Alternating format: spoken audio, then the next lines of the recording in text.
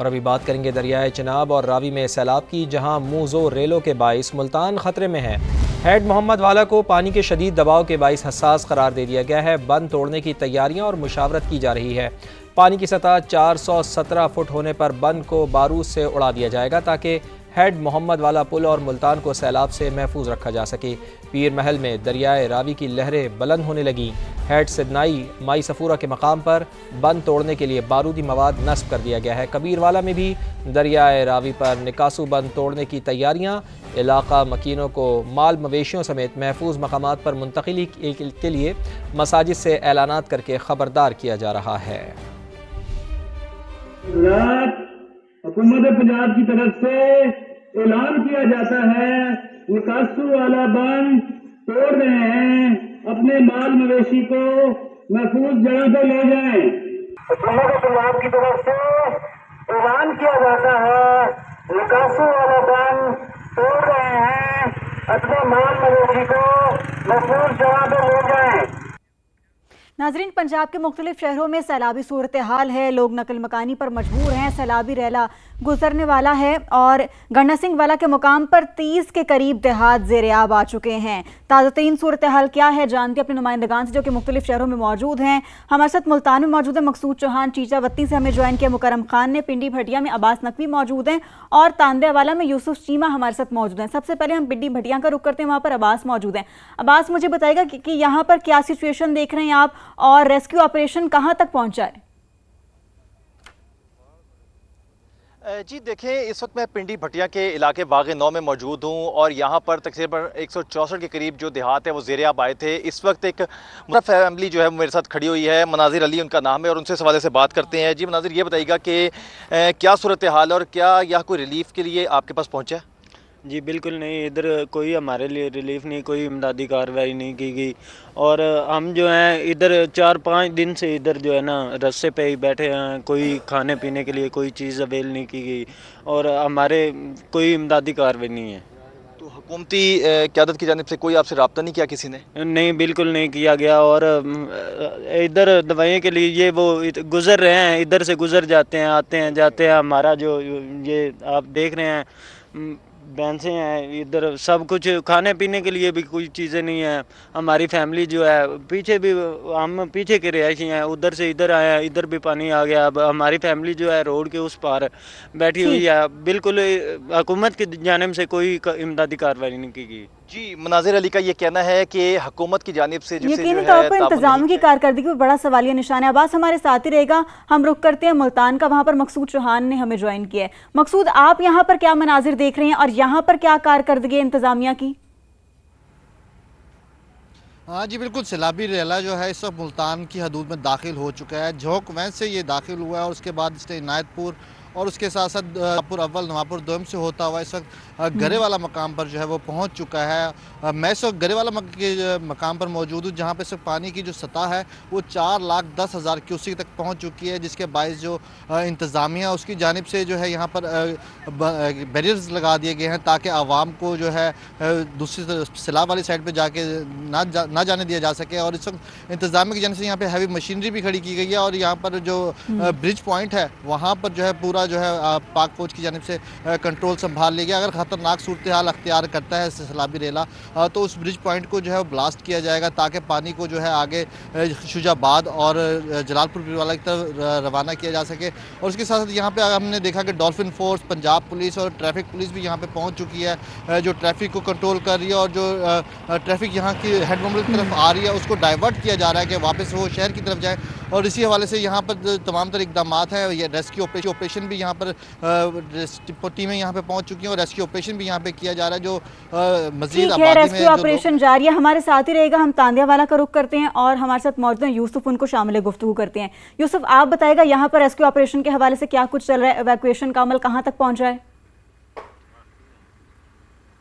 देखें माड़ी पतन ठट्ठा डोका का ये इलाका है और इस जगह पर जो है दरिया रावी वो बिल्कुल की बेरहम लहरें जो हैं वो मुसलसल कटावों को जारी रखे हुए हैं। इस गांव की ज़मीन जो है तकरीबन 1 किलोमीटर से ज़ायद जगह जो है वो ज़मीन मुसलसल कटाव के बायस अंदर आ चुकी है, जिसके बायस इलाका मकीन जो है उनके अंदर काफ़ी ज़्यादा खौफ व हरास पाया जा रहा है। और वो लोग अपने आशियाने अपने घर अपने हाथों से तोड़ कर यहाँ से जो है वो नकल मकानी करने के लिए कोशिश कर रहे हैं। हमारे साथ इलाका मकीन मौजूद है, थोड़ा सा बताइएगा किन मुश्किलात का आपको सामना करना पड़ रहा है और क्या कोई अमदाद आप तक पहुँच सकी है? सर हम मुसलसल 6 दिन से इधर परेशान हैं, हमारे पास कोई किसी किस्म की इमदाद नहीं पहुंची है। एसी साहब 2 बार आए हैं, वो भी पुलिस वालों को साथ लेकर आए हैं। वो बार बार कह रहे हैं गांव खाली कर दें, गांव खाली कर दें। अगर हम गांव खाली छोड़ दें तो हमारे पास बैठने के लिए कोई जगह नहीं है। अब हम जो है वो गांव की ईंटें जो दरिया कटाव कर रहा है उस वजह से गांव की ईंटें जो है वो उठाकर जो सरकारी जगह है उधर भी कोई नहीं बैठने दे रहा, रोड पे बैठे तमाम ईंटें जो है लोग अपनी यहाँ से घरों को उधेड़ कर यहाँ से उठाकर नकल मकानी करने पर मजबूर हैं, क्योंकि यहाँ पर दरिया का कटाव जो है मुसलसल जमीनी कटाव जारी है। यकीनी तौर पर बड़े दिल खराश मनाजिर हैं। यूसुफ हमारे साथ ही रहेगा, हम चलते हैं कसूर, वहाँ पर हमारे साथ मौजूद हैं कासिम। कसूर की क्या सिचुएशन है अभी, ताज़ा तरीन सूरत हाल के हवाले से बताइएगा।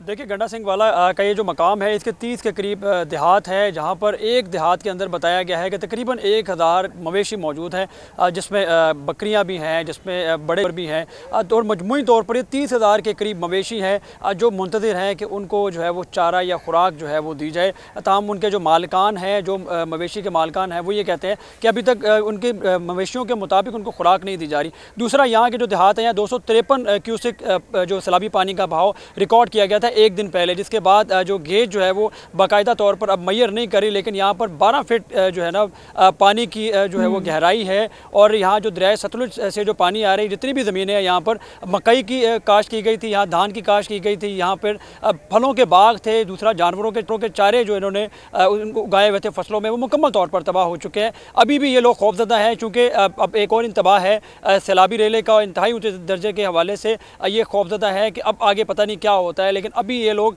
बेयारो मददगार हैं, ये कहते हैं कि हमें बाकायदा तौर पर ज़रूरत के मुताबिक खुराक मैसर नहीं आ रही, दास्तानी रकम करें ये सैलाबी रैली। ठीक है, साथ ही रहेगा कासिम। मुकरम ने हमें ज्वाइन किया, उनको भी शामिल गुफ्तगू कर लेते हैं। मुकरम, आप बताएगा चीचा वतनी के क्या हालात हैं?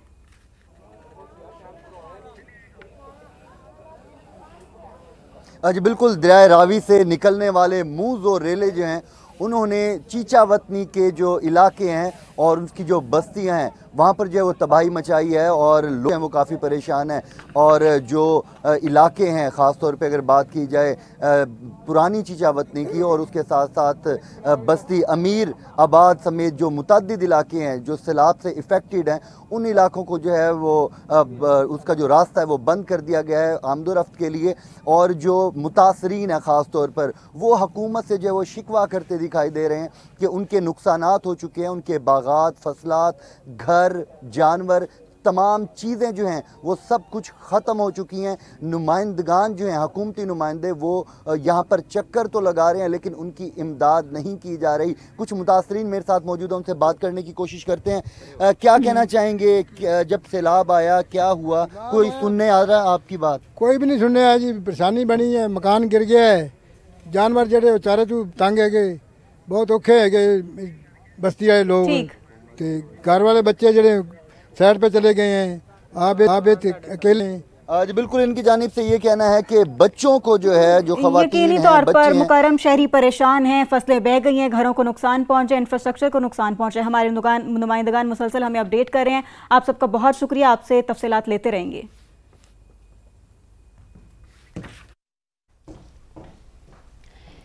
सैलाब से पंजाब में तबाही हुई, पहले से तैयारी ना होती तो नताइज कुछ और ही होते। फसादी टोला सोशल मीडिया पर अब भी प्रोपेगेंडा फैला रहा है। वज़ीर इत्तलात पंजाब अज़मा बुखारी की न्यूज़ कॉन्फ्रेंस कहती हैं कि सूबों को माहौलियाती तब्दीली और डैम्स की तामीर के बारे में अहम फैसले करना होंगे।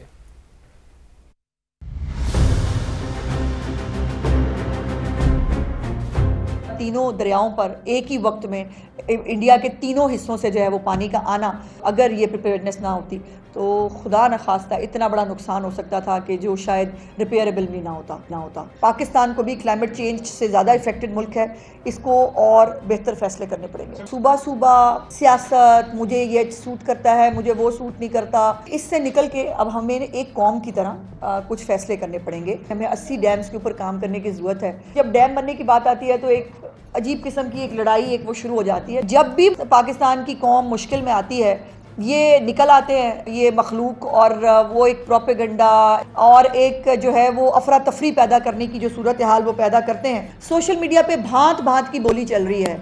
कोई जो है वो पता नहीं इंडिया से क्या करारा रेला पहुंच गया है। जब तक आपको सरकारी तौर पर कोई कॉन्फर्मेशन ना मिले बराए मेहरबानी इस किस्म की खबरों से गुरेज करें। 3243 मौज़ात जो हैं वो इसमें मुतासर हुए हैं और 24,52,000 से ज़्यादा आबादी मुतासर हुई है। रेस्क्यू 1112 का जो हमारा इदारा है, जो हमारे सिविल डिफेंस के लोग हैं, जो इंतज़ामिया है, वो पिछले 8-10 दिन से जिस तरह से काम कर रहे हैं उनको अप्रिसिएशन की ज़रूरत है। इसलिए चीफ मिनिस्टर साहिबा बार बार उनको बैकअप करती हैं, उनको जो है शाबाश देती हैं।